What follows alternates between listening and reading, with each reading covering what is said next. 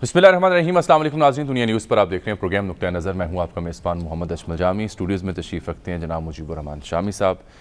आज प्रोग्राम का आगाज़ होगा मोहतरमा बेनज़ीर भुट्टो शहीद से। उनकी आज 14वीं बरसी है। गड़ी खुदा बख्श में जलसा आम था पाकिस्तान पीपल्स पार्टी की जानब से हस्ब मामूल। इसमें बिलावल भुट्टो ज़रदारी साहब ने एक तवील खिताब किया। अलबत्ता साबिक़ सदर आसिफ अली ज़रदारी साहब ने तारीख़ का एक इंतहाई मुख्तसर खिताब वहाँ पर किया है। इस पर हम तफसील से बात करेंगे और फिर मियाँ मोहम्मद नवाज शरीफ साहब का जिक्र होगा। उनकी वापसी को लेकर के क़यास आराइयाँ हैं, डील की बातें की जा रही हैं, ये क्यों की जा रही है, इनमें कितनी हकीकत है, कितना अफसाना। ये प्रोग्राम के अगले हिस्से में पाकिस्तान तहरीक इंसाफ को KPK के बल्दियाती इंतखाबात के बाद असर नौ तंजीम साजी की ज़रूरत क्यों महसूस हुई, नए अहदेदारान का इंतखाब कैसा है, इस पर बात होगी। और आखिर में अहले लाहौर के लिए कि लाहौर में गुलाब देवी अंडरपास का इफ्तिताह हुआ है, लेकिन डेवलपमेंट के जो काम है लाहौरियों के लिए वो किस हद तक पहुँचे, हसन खावर साहब से बात होगी। शामी साहब, सबसे पहले वो लड़की लाल कलंदर थी मोहतरमा बेनज़ीर भुट्टो शहीद, 14 बरस हो गए हमसे रुखसत हुए। आज ही के दिन वो कत्ल कर दिया गया था, शहीद हुई। पिंकी थी, पिंकी से वज़ीर आज़म बनी, फिर मोहतरमा बेनज़ीर भुट्टो शहीद कहलाई, गड़ी खुदा बख्श में मदफून है। एक सहर अंगेज़ शख्सियत जिनका जुल्फ़कार अली भुट्टो उन्हें पिंकी कहते थे, उनकी वालदा नुसरत भुट्टो उन्हें बेबी कहती थी, बाकी तो सब बेनज़ीर कहते थे। बेनज़ीर कहते और बेनज़ीर उनकी फुप्पो का नाम था मेरे ख्याल, उनके नाम पे उनका नाम रखा गया। और वो अपने नाम की तस्वीर थी, फिल हकीकत बेनज़ीर थी। और यकीन कीजिए मुझे उनके इंतकाल से चंद रोज़ पहले एक शिद्दत से ये एहसास होने लगा कि उनकी हमें बड़ी शदीद ज़रूरत है। क्योंकि वो पाकिस्तान की एक बड़ी वकील थी पूरी दुनिया भर में जहाँ जाती थी, और एक बड़ा पाकिस्तान का सॉफ्ट इमेज पेश करती थी। पाकिस्तान की जो रवादारी की इक़दार है, पाकिस्तान की जो जमहूरियत है, देखो आलम इस्लाम की पहली खातून वज़ीर आज़म थी, यानी सरबराह हुकूमत। उससे पहले किसी को ये शर्फ हासिल नहीं हुआ। हमारे यहाँ रज़िया सुल्ताना जो है वो हुक्मरान रही हिंदुस्तान की, ख़ानदान गुलामा अल्तुतमिश की बेटी। लेकिन अब रज़िया सुल्ताना के बाद कोई दूसरा हुक्मरान तो नहीं हुआ, ये जदीद मुस्लिम दौर हुक्मरान, यानी हुक्मरान औरत। मलका नूर जहाँ, चांद बीबी, रानी झांसी इलेक्टेड नहीं, ये सारे रहे, लेकिन हिंदुस्तान की हुक्मरान तो रज़िया सुल्ताना रही। और बेगमात भोपाल भी रही, भोपाल की। तो उसके बाद यानी एक दुनिया की जो सबसे बड़ी इस्लामी मुमलकत, या दूसरी बड़ी कह लीजिए, इंडोनेशिया अगर पहले आ गया आबादी के लिहाज से, तो उसकी सरबराह बनी। तो बेनज़ीर भुट्टो जो हैं, और हकीकत यह है कि मैं उनके साथ जो कुछ हुआ, उनके वालिद साहब, उनको जिस तरह कैद में रखा गया, फिर जिस तरह फांसी चढ़ाया गया, वो हमारी तारीख़ के अलमनाक बाब हैं। और कमों पेश 4 बरस तक वो नज़रबंद रही है मुसलसल। उनके वालिद के इंतकाल के बाद या उनकी फांसी के बाद उनको कुछ चैन नसीब नहीं हुआ पाकिस्तान में। बिलाखिर बैरून मुल्क चली गई, तो या भिजवा दिया गया उनको, या ऐसे हालात पैदा हुए, कभी नज़रबंद हैं, कभी जेल में हैं। और फिर एक एक बंदा उनको पैगाम दे रहा है कि भाई तुम्हारे साथ तो कोई नहीं है, तुम तो तन्हा हो गई हो। और वो जो हैं वो समझ रही हैं कि बस इनको वो टूट जाएंगे, कोशिशें हो रही है। और फिर कई अंकल्स भी छोड़ गए, अंकल्स छोड़ गए।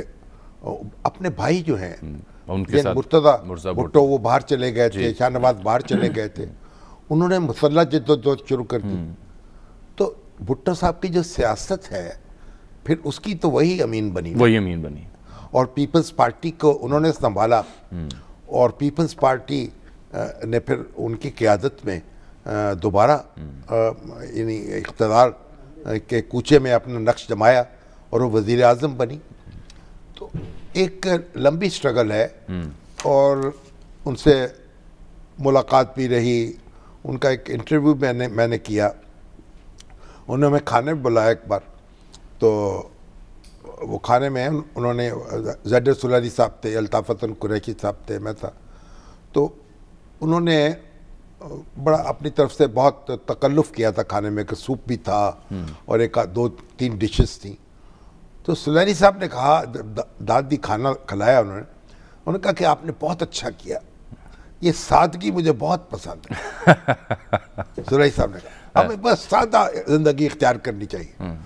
तो उनको बड़ी हैरत, अच्छा मैंने तो इतना तकल्लुफ़ किया है आपके लिए, सादा करार दे रहे हैं। आप इसे सादा कह रहे हैं। यानी उन्होंने बड़ा भरपूर तकल्लुफ़ किया था अपने ख्याल में, कि सूप भी था और दो तीन डिशेस थी, फिर मीठा था, और सुरानी साहब से मुझे बहुत सादा खाना है। यानी उस तरह का मोरक्कन नहीं था कि कोई उसके अंदर कुन्ना हो या पाए हो। तो सुरानी साहब उस रकबत से क्या गई है। ठीक, बहरहाल पड़ी उनसे फिर बहस होती थी, हुई बहस एक आध नुक्ते पे, वो मुझसे कुछ उलझी भी, और लेकिन बाद में फिर मामला ठहर गया। तो उनकी सियासत जो थी, उन्होंने अपने वालिद साहब की जो सियासत थी ना, जो मुहाज़राई की सियासत थी, अपोजिशन से ताल्लुकात ख़राब थे, उसको उन्होंने दुरुस्त किया। मुफाहमत की सियासत जो है, मुफाहमत की उसकी बुनियाद रखी। फिर उन्होंने जो सोशलिज्म की बात की थी, नेशनलाइजेशन की, उसको उन्होंने रिवर्स किया। हाँ, और उस रविश पे नहीं गए ना। फ्री इकोनॉमी जो है उसके ऊपर आई, यानी वो जो मरकजियत थी उसको डी नेशनलाइजेशन हो, और उस पे यानी एक दूसरे मुआशी फ़लसफ़े पर कारबंद हुई, और अपोजिशन से अच्छे ताल्लुकात कायम करने की कोशिश की, स्ट्रगल भी की। अपने भुट्टो साहब के जितने मुखालिफ थे, बेगम नुसरत भुट्टो साहबा भी और वो भी, उन्होंने उनसे फिर मुफाहमत की, एयर मार्शल असगर खान के साथ भी, मौलाना मुफ्ती महमूद के साथ भी। तो एक मुश्तरका जद्दोजहद की बुनियाद रखी, मौलाना रसूलुल्लाह खान के साथ भी, उनके साथ बिल्कुल। तो बहरहाल पाकिस्तान के लिए उनकी जो कमिटमेंट थी ना, वो शक व शुबे से बाला तर थी। मैं समझता हूँ आखिरी तकरीर उनकी जो है ना, लियाकत बाग में की है, बहुत शोराफाक, वो तो मैं समझता हूँ टेक्स्ट बुक्स में शामिल होनी चाहिए कि ये होता है कौमी सतह का लीडर। कौमी सतह का लीडर क्या होता है। और फिर पता था कि वो, यानी उनके पीछे दहशतगर्द थे, उन्हें अंदाजा भी था, लेकिन घर पे नहीं बैठी, नहीं बाहर नहीं बैठी, पाकिस्तान पहुंची, गई आवाम के बीच दरमियान गई, खतरात के बावजूद उससे, और सारा थैली पर रख के गई, और जान दे दी अपनी। और खून जो है उनका, वो पाकिस्तान को एक मजबूत बना गया, कि पाकिस्तानियों में जज्बा पैदा हुआ दहशत गर्दी के खिलाफ जद्दोजहद का। जरदारी साहब को बेदाद दे बाद में जो पाकिस्तान खपे का नारा लगाया ना, उस सूरत हाल में, आप ये देखें कि जिस वक्त अपनी वो उस गाड़ी में है, उस वक्त इत्तला मिली नवाज शरीफ साहब भी एक जुलूस लेके आ रहे थे इस्लामाबाद की तरफ, तो उन पे अटैक हुआ। उनको अपनी गाड़ी में चंद मिनट पहले ये इत्तला मिली उनके ऊपर अटैक हुआ है, तो कहा उनको मलाओ, अपनी नाहिद को बीबी से कहा, उन्होंने उनका टेलीफोन बुलाओ, उनसे मेरी बात कराओ, पूछो उनका क्या हाल है, ताकि खबरगिरी कर सकूं क्या लोग। नहीं, ये बहुत गुर्बत हो चुकी। लेकिन फिर जब हंगामा, लोग थे इकट्ठे हो गए, तो शोर था, शराब, उन्होंने कहा अभी ठहर जाओ, अभी बात नहीं हो सकेगी, कुछ देर के बाद में बात करती हूँ। और फिर वो धमाका हो गया, वो उसकी नज़र हो गई। आज बिलावल भुट्टो जरदारी साहब ने तकरीर की वहाँ पर गढ़ी खुदा बख्श में। पाकिस्तान पीपल्स पार्टी की लेगेसी क्या, उनका विजन क्या, वो क्या चाहते हैं, ये तमाम चीज़ें तो हस्बे मामूल वो बयान करते रहे, लेकिन आजकल जो चीज़, जो खबर में नुक्ता है डील का, उस पर उन्होंने बड़ी अहम बात की। देखिए वो क्या फरमाते हैं। आपने डील के बातें तबसराकार और कॉलमकार और टीवी पे बक करने वाले से सुना होगा। याद रखे, ये वही शक्लें थे, ये वही कलम थे जो 27 दिसंबर 2007 का सुबह शहीद मोहतरमा बेनजीर भुट्टो पर इल्जाम लगाते थे कि शहीद बीबी डील कर रही थी। पाकिस्तान पीपल्स पार्टी डील की सियासत में यकीन नहीं रखती है। पाकिस्तान पीपल्स पार्टी सिर्फ अवाम पे भरोसा करती है। जो डील के सियासत करते हैं, जो चुप चुप के डील के सियासत करते हैं, उनका शहीदों का कब्रिस्तान नहीं होता है। पाकिस्तान पीपल्स पार्टी गैर जमहूरी रवाया नहीं अपना सकती है। हमें किसी डील की जरूरत नहीं है। हमारा डील शोधा की कब्रिस्तान से है। हमारा डील पाकिस्तान के अवाम से है। और ये हमारा आपसे वादा है कि हम इंशाअल्लाह ताला गांव गांव पहुंचने वाले हैं, शहर शहर पहुंचने वाले हैं। एक हाथ में भुट्टो शहीद का परचम, तो दूसरे तरफ शहीद मोहतरमा बेनजीर भुट्टो के तीर। हम जिदोजहद करेंगे, हम मेहनत करेंगे। देखिए, बड़ी वाज़ेह बात वो कर रहे हैं कि हमें बात तो देखिए, बात सुना, ये जो हमारे यहाँ बात चलती है ना, डील और नहीं होगी, ये सारी बातें गैर सियासी हैं। नहीं, एक मिनट शामी साहब, क्या डीलें होती नहीं पाकिस्तान में? नहीं है, होती रही है ना? होती नहीं, डील करना कोई बुरी बात नहीं है। तो अच्छा, डील क्या होती है? मामला करना, मामला फहमी। आप मामला फहमी। देखिए बात सुने, चले ये नोशन बदल देते हैं। मिसाक जमहूरियत हुआ, हाँ, बेनजीर भुट्टो और नवाज शरीफ साहब बड़ी एक दूसरे के साथ दिंगा मुश्ती जंगो जदल के बाद, जब दोनों जो थे बाहर बैरून मुल्क गए, एक किस्म से जलावतन हुए, तो फिर मिसाक जमहूरियत किया। और उसमें मिसाक जमहूरियत ने तय किया कि आप कोई बात, इस तरह की बातचीत नहीं होगी। उसके बाद मोहतरमा की परवेज मुशर्रफ से मुलाकात हुई है मुत्तहिदा अरब अमारात में, और उसमें फिर वो एनआरओ जिसे कहते हैं हम, उस पर वो नेशनल रिकंसिलिएशन ऑर्डर, वो मुफाहमत तय हुई है। उसके नतीजे में वापस आई है वो तो मुफाहमत ही ना सर। देखे ना, तो वही मुफाहमत होती है ना। हाँ। भाई जब एक दो, अगर एक हुक्मरान से बात करनी है आपने, या किसी इदारे से बात करनी है आपने, तो मामला साजी कह लें उसको। मामला साजी तो होगी ना, कोई बुरी बात नहीं है। ऐसे ही बिलावल भुट्टो हलकान हो रहे हैं, तो मोहतरमा बेनजीर भुट्टो पर तो एतराज होता है। अलबत्ता जरदारी साहब की तकरीर बड़ी ही मुख्तसर, लेकिन आप देखिए, मुझे समझाया जा रहा था, ये कहा जा रहा था कि तयशुदा बातचीत के मोहतरमा इलेक्शन के बाद आएंगी। जी, मामला ये तय पाया था इलेक्शन के बाद आएंगी, वो फिर पहले, वो इलेक्शन से पहले आ गई। ऐसा ही, वो जब पहले आ गई तो फिर जो किंग अब्दुल्ला थे, उन्होंने कहा भी अब नवाज शरीफ साहब भी जाएंगे। हाँ। उनको भी उन्होंने कहा कि आप जाइए। तो अगर वो इलेक्शन के बाद आती तो हालात बिल्कुल मुख्तलिफ होते, लेकिन इलेक्शन से पहले आई तो हालात बिल्कुल दूसरे थे। वो जान देनी पड़ी उनको, जान से गई, और परवेज मुशर्रफ भी इक़्तिदार से गए। ऐसा ही है। अब ये इस गुफ्तगू में जो दो तीन अहम पहलू रह गए हैं सर, एक तो बीबी शहीद का जो कत्ल हुआ उनका, उसके बाद पाकिस्तान पीपल्स पार्टी कहाँ खड़ी है, वो केस का क्या बना, फिर जो डील की बातें हो रही हैं, इनमें कितनी हकीकत है, कितना फसाना है। जनाब सुहेल वड़ैच साहब से भी जान लेते हैं। जारी बात है, जो सियासत के अंदर की मामला तो उनको हमेशा से रही है। अस्सलाम वालेकुम सर, आपको खुशामदीद कहते हैं प्रोग्राम नुक्ता नज़र में। बीबी शहीद को याद कर रहे हैं। सोहेल साहब, ये बताइए मुझे, ये जो बेनजीर भुट्टो का मुकदमा है, उनकी शहादत का, ये अब ख़त्म हो चुका? कोई आपको कुछ सुनगुन है इसकी? नहीं, मुकदमा तो मेरा ख्याल है ख़त्म हो चुका। जो 3 लोग अंदर कैद थे, उनको जाहिर है जज ने छोड़ दिया था, लेकिन फिर गवर्नमेंट ने उनको प्रोटेक्टिव कस्टडी में ले लिया, और उसके बाद से कोई खबर नहीं आई।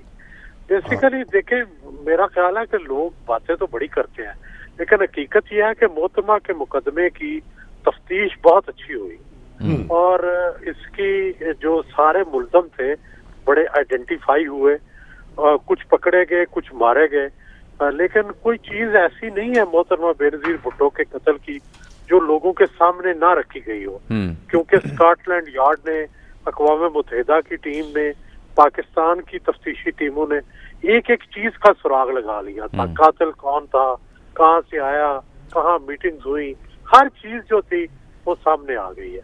और बाकी ये स्टेट का फेलियर है, हमारी सोसाइटी का फेलियर है कि हम ना मुकदमा चला सके, ना सजाएं दे सके।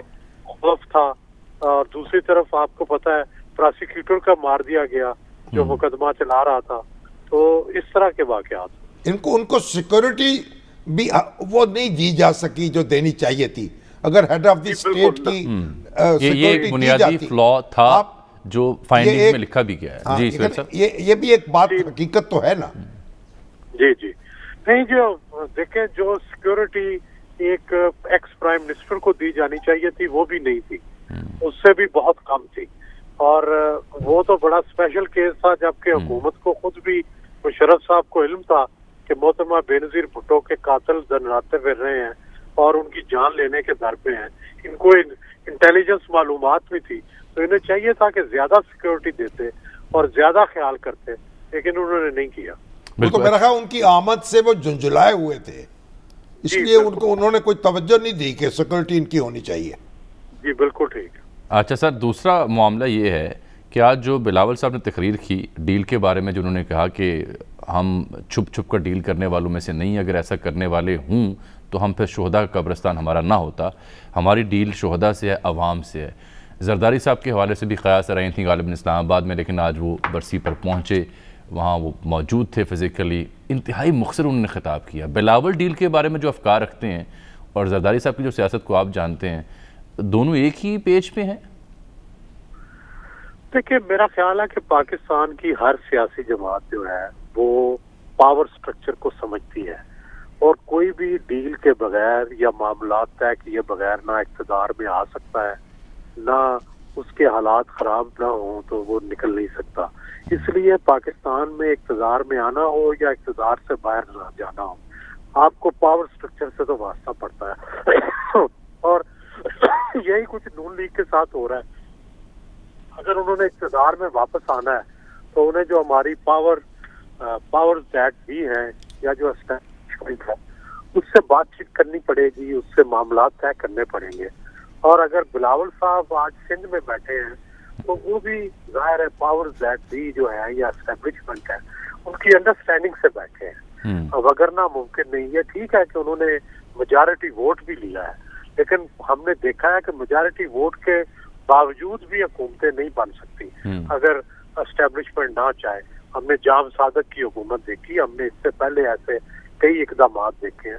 तो इसलिए सारी मुल्क की सियासी पार्टियों को इस चीज का एहसास है कि एस्टेब्लिशमेंट के साथ मामलात तय किए बगैर उनकी ना हुकूमत आ सकती है ना वो हुकूमत में जा सकती है। तो क्या यही वजह है कि इमरान खान साहब ने बरमला इसका इजहार भी कर दिया? और जाहिर है इमरान खान साहब खुद इस तजर्बे से गुजर चुके हैं, उन्हें भी पता है कि अगर उन्हें कहीं भी इक़्तिदार से बाहर करना किया गया तो उसकी वजह ये होगी कि एस्टेब्लिशमेंट उनसे नाराज होगी। और अगर नून जो है उससे सुलह हुई तो इसका मतलब है कि कोई उनके आपस के मुज़ाकरात हो रहे हैं या कुछ आपस में मामला। चुनाचे वो बात जो लोगों के सीनों में अभी दबी हुई थी, प्राइम मिनिस्टर ने उसका कैबिनेट में इजहार कर दिया, तो उससे वो बात और जो है वो निकल गई जो बज़ाहिर अभी अफवाहों में थी। आपने समझते खान साहब ने ये चेकमेट चाल चली? मेरा ख्याल है कि उनका मकसद तो यही है कि ये दब जाए और जो लोग भी इसको कर रहे हैं वो खौफजदा हो जाए और उनके ऊपर एक हम पहले से कमंद डाल दें। लेकिन मेरा ये ख्याल है कि असल मामला तो है मुल्क के चलाने का, मुल्क की गवर्नेंस का, मुआशी गवर्नेंस का, और उसकी वजूहात से ही हुकूमत की तब्दीली की बातें हो रही हैं। उसी की वजह से ये हो रहा है कि मुल्क चल नहीं पा रहा। तो जब या तो वो मुल्क को चलाने की तरफ तवज्जो दें, गवर्नेंस बेहतर करें, महंगाई बेहतर करें, इस तरफ तो पिछले 3.5 साल से कोई पेशरफ्त नहीं हुई। तो इसी की वजह से तब्दीली आएगी। जब भी तब्दीली आई वो इसी वजह से आएगी कि हुकूमत फेल हो गई। अगर हुकूमत कामयाब हो जाए तो फिर तो ज़ाहिर है तब्दीली की जरूरत ही नहीं। अच्छा सुहेल साहब, शाम साहब, एक अहम मामला इस बहस में है मियां नवाज शरीफ साहब की वापसी का, जो एयाज सादिक साहब ने बयान दिया था और उसके बाद फिर और भी हवालों से उनका जिक्र खैर हो रहा है कि जी वो वापस आ रहे हैं और अगले साल के पहले महीने के चंद हफ्तों में पहले ही वापस आ जाएंगे। तो ये सुहेल साहब, ये जो नवाज शरीफ साहब की वापसी है, कयास रही हैं, इनमें कितनी हकीकत या फसाना आपको मालूम होता है?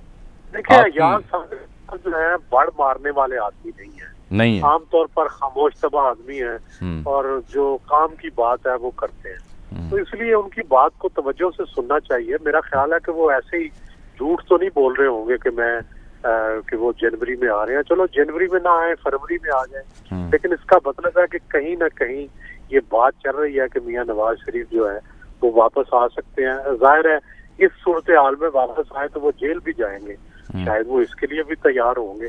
तो ये सारा कुछ इसका मतलब है डिस्कस हो रहा है कहीं ना कहीं। और यार सादिक साहब ने ये भी कहा है कि गैर सियासी लोगों की मुलाकात भी हुई है।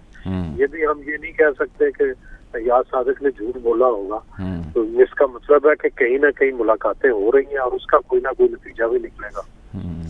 तो आपको सोहेल साहब, आपको याद होगा कि मोहतरमा बेनज़ीर भुट्टो के खिलाफ जो रेफरेंस मेरे ख्याल 4 या 5 थे जो गुलाम इसाक साहब ने दायर किए थे उनकी सदारत के दौरान, जब उनकी हुकूमत को डिसमिस किया गया, तो वो जो रेफरेंस थे वो फिर ऐसा हुआ कि जब वो सुप्रीम कोर्ट में, मैं ख्याल सुप्रीम कोर्ट में पहुंचे मुनीर शेख साहब के पास, या हाई कोर्ट में थे मुनीर शेख उस वक्त, तो उन्होंने चंद रोज में जो कहा जाता था ये बहुत स्ट्रॉन्ग एविडेंस है और ये तो इसमें तो बच ही नहीं सकेंगी और बेनज़ीर भुट्टो को तवील सजा होगी, और उन्होंने चंद रोज में वो सारे रेफरेंस उड़ा के रख दिए और सारे बेनज़ीर भुट्टो जो है वो बिल्कुल आजाद हो गई।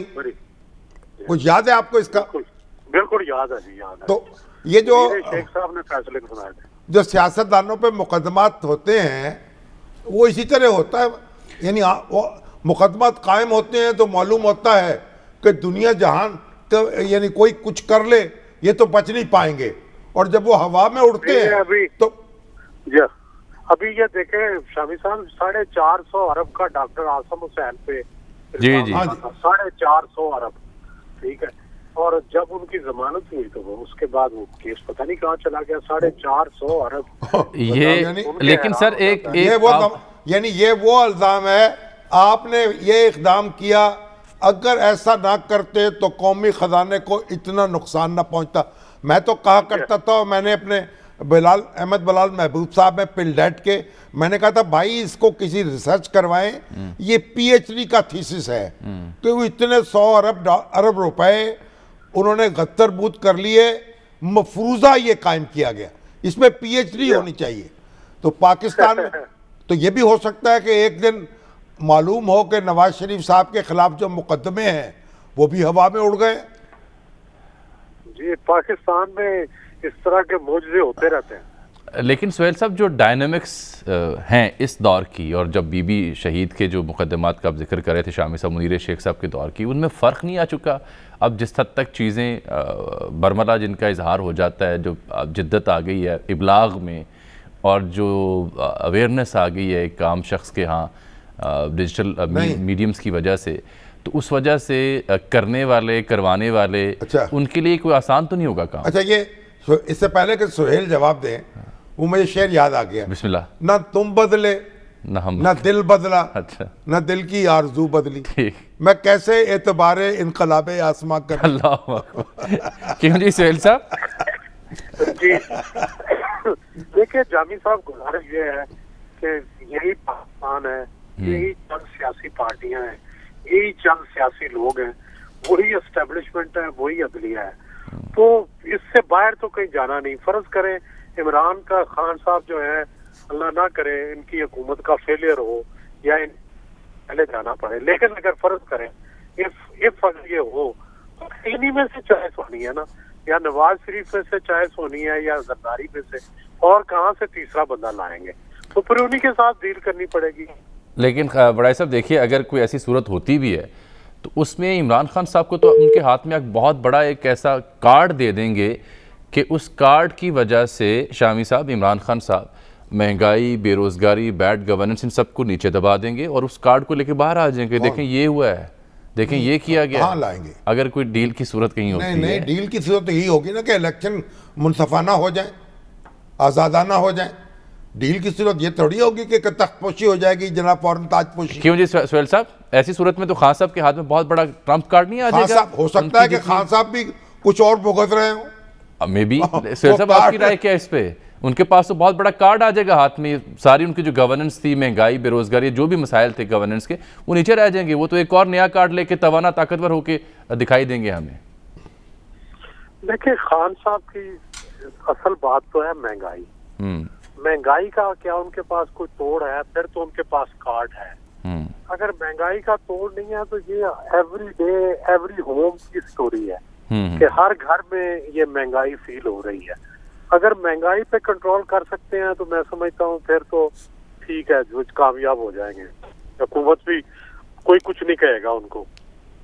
लेकिन अगर महंगाई कंट्रोल नहीं होती तो फिर डेफिनेटली इस हुकूमत को भी खतरात हैं, इस सेटअप को भी खतरात है।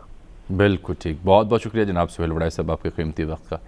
ये जो नवाज शरीफ साहब का मसला हो रहा है ना, ब्रेक ना ले लें? एक ले लेते। चल बात अगर पूरी कर लें आप, वगरना देखिए नवाज शरीफ साहब जो है ना, उनको या उनकी याद क्यों आ रही है?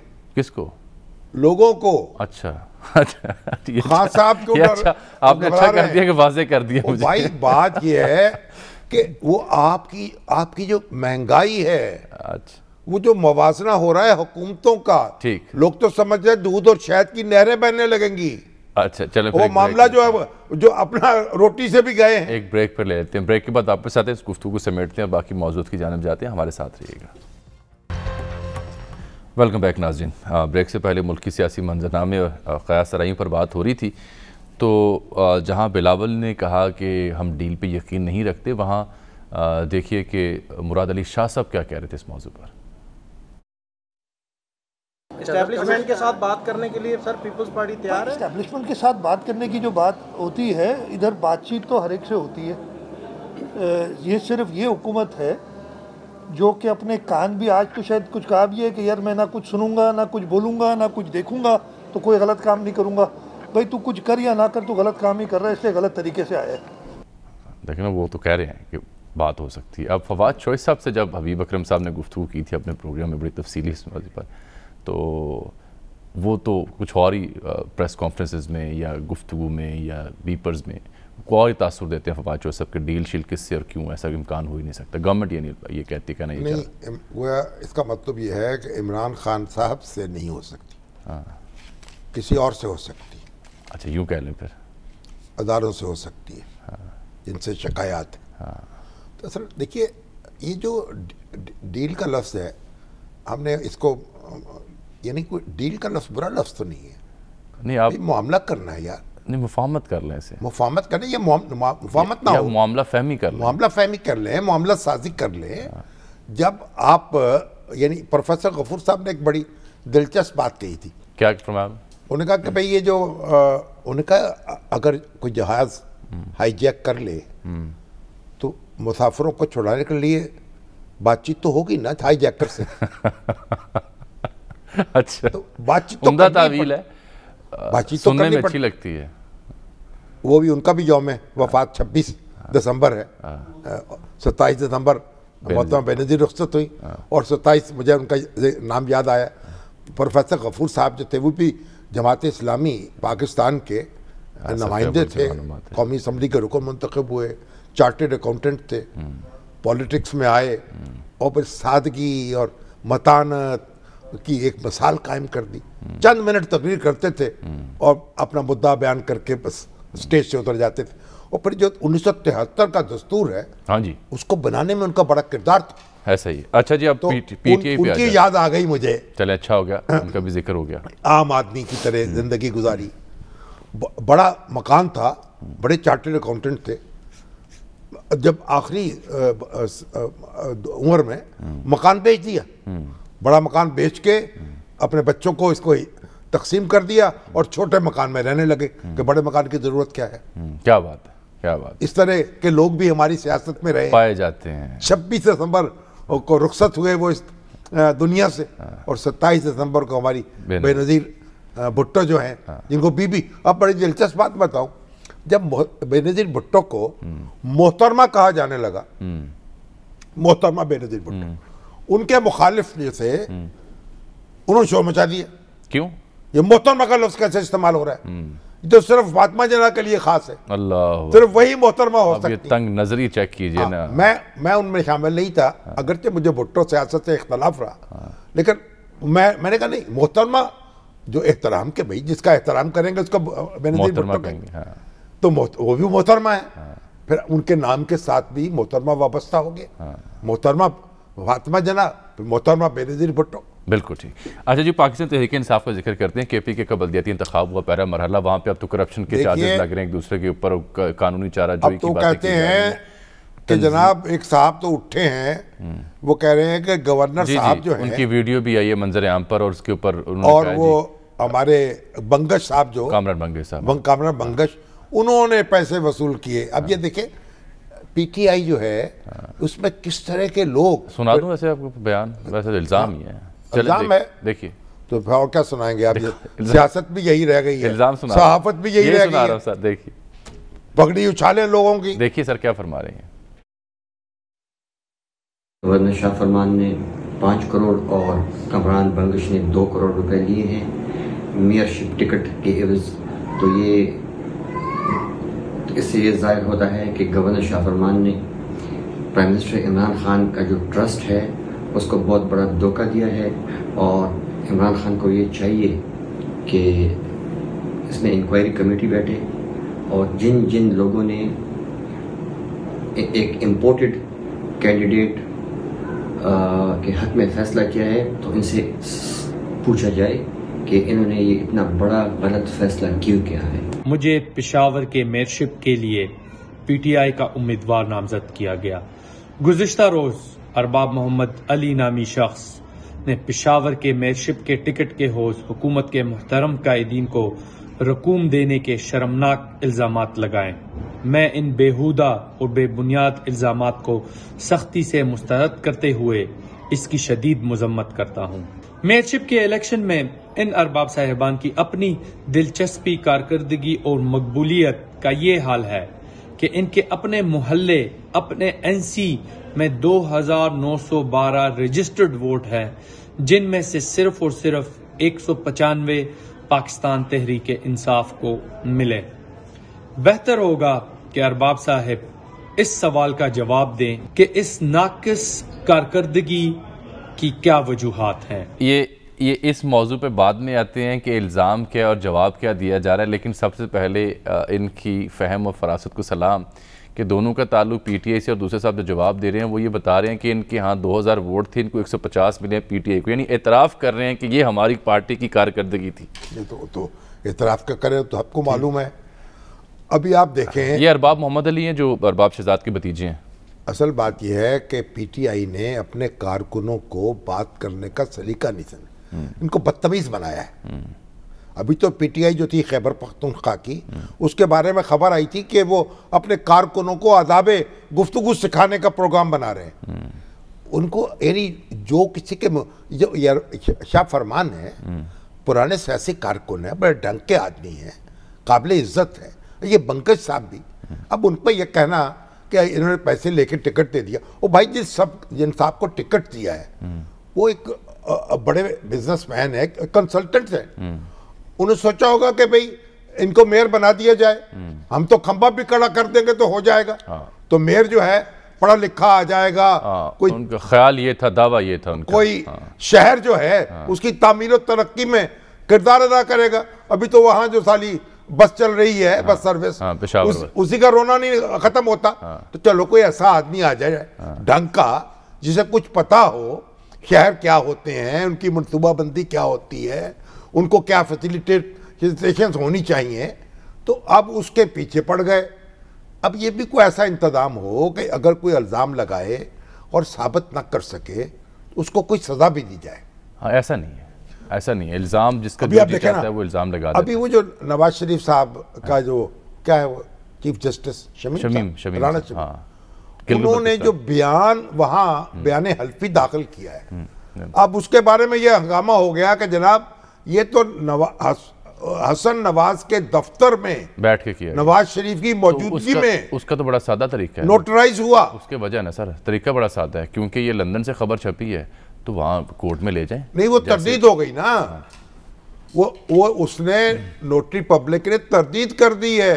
ठीक, उसकी। अच्छा, अब वक्त मगर हमारे वज़रा के बयान जारी हो गए उस पे ऊपर खबर के ऊपर। उसके ऊपर जनाब पता नहीं, ये तो नवाज शरीफ जिम्मेदार है।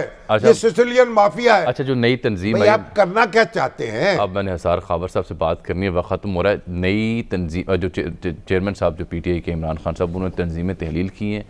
असद उमर साहब मरकजी सेक्रेटरी जनरल होंगे, शफकत महमूद साहब को पंजाब, खुसरो बख्तियार साहब को जनूबी पंजाब, परवेज़ खटक साहब KP के, अली ज़ैदी सिंध, कासिम सूरी बलूचिस्तान और आमिर ख़यानी मरकजी एडिशनल सेक्रेटरी जनरल होंगे। वो शफकत महमूद साहब जो है ना, वो हमारे जो सेनेटर हैं एजाज चौधरी, उनकी छुट्टी हो गई, उनकी जगह रातों रात वो आ गए। अच्छा, मुझे एक बात बताइए, इसमें परवेज़ खटक साहब के अलावा कौन सी ऐसी शख्सियत आपको दिखाई देती है, अली ज़ैदी या कासिम सूरी, जो PTI के बुनियादी तौर पर वर्कर, कारकुन, सियासी और ग्रास रूट तक पहुंचने की जिनमें सलाहियत हो? नहीं, वो तो देखें, वो तो एक अलग बहस है।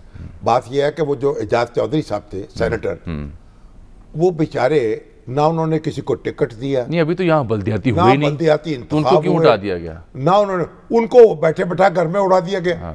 और वो कल वो अमाइया अख्तर साहब की के बेटा जो साहबजादा मीर शकील रहमान साहब की साहबजादी, उनकी शादी हुई है, शादी का रिसेप्शन था, तो बेचारे एजाज चौधरी साहब आए हुए, मुंह लटका हुआ, परेशान, हवाइयाँ उड़ी हुई। और वो फिर अब मेयर की तलाश हो रही थी। अब गवर्नर साहब को मेयर का कैंडिडेट चाहिए। भाई पूरा शहर 11-12 कितनी कॉन्स्टिट्यूंसीज हैं, एक मेयर खड़ा होगा ना। इस पे कल बात करें। अब एक एक को पूछ रहे थे इस मौजू पे। अब ये उस्मान बुज़दार साहब जो थे, वो जा रहे थे शादी से, कहने लगे मैं जा रहा हूँ। मैं कहा जा रहे हैं आप?